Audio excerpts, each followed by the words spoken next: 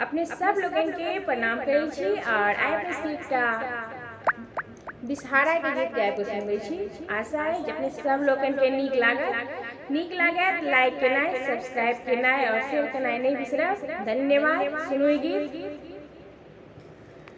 नागराजा बसला अमुआ केरे गछिया, नागराजा बसला अमुआ केरे गछिया, नागिन बेटी मारे हिलोरिया रे, सखी नाग बड़ सुंदर, नागिन बेटी मारे हिलोरिया रे, सखी नाग बड़ सुंदर।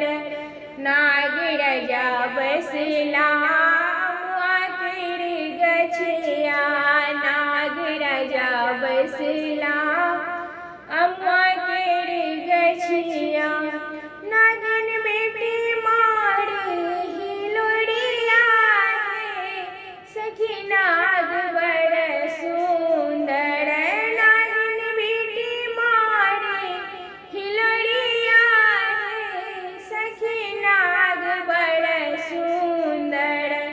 किए बैसन देवनी नागराजा के, किए बैसक देवनी नागिन बेटिया है, सखी नाग बड़ सुंदर, किए बैसक देवनी नागिन बेटिया है, सखी नाग बड़ सुंदर।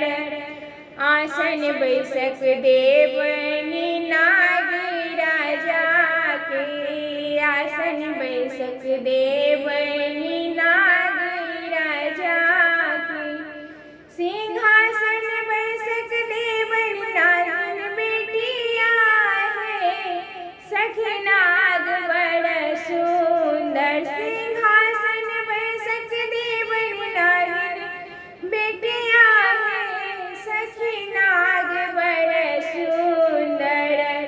नागराजा बसला अमुआ केरे गछिया, नागराजा बसला अमुआ केरे गछिया, नागिन बेटी मारे हिलोरिया रे, सखी नाग बड़ सुंदर।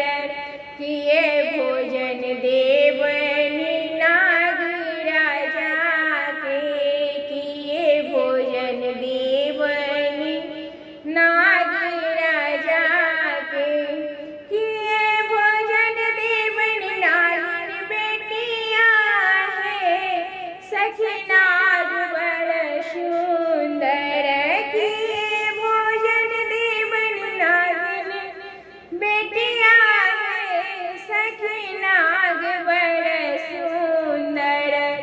नागराजा बसला अमुआ केरे गछिया, नागिन बेटी मारे हिलोरिया है, सखी नाग बड़ सुंदर।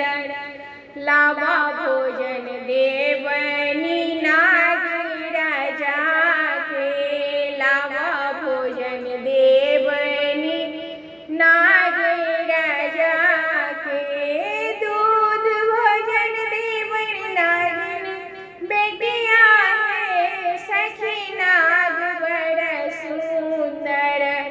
नागराजा बसला